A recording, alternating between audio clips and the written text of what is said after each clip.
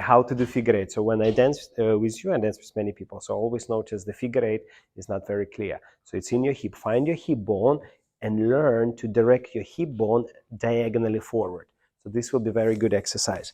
Plus, as you do it, you will see your foot start turning out. And in this sense, your hip kind of presents your foot. So it's like two movements same time, hip and leg same time. Now, once your hip in diagonally forward, you can use that foot to start directing your hip side and then push this hip all the way back, hip bone back, as you rotate your thigh. But very important not to take your shoulders with the hip, keeping shoulders in exactly the same direction. So it's opposite from the hip movement. Now from here you get, as a result, you have this diagonal, your rib cage and your hip. So this we call transferring. So put your heel first down, heel down. Now use your rib cage to transfer. And as you transfer, as your rib cage get over the heel, over the middle of the foot, over ball of the foot, here you control how high, how long, depends on the timing, how long you want to control, delay this hip. Then you release it, and same time rotate that foot to direct your hip bone exactly the same, diagonally forward, side, then back. Now from here you have this diagonal, so this is called transferring. So you transfer, then you have hip forward, side, back. Transfer, hip forward, side, back. Transfer, forward, side, back. Transfer. Now, movement of the hip forward, we call it pendulum change. So this is called pendulum change because hip is like this, move like a clock, pendulum change. Now, as you move your hip side, we more call it compression. So you start to compress and your hips start going side. And as hip going back, we call it rotation. So you have a pendulum, you have a compression, you have a rotation. And now from here, we have most important transferring. Pendulum, compression, rotation. So you have four major actions.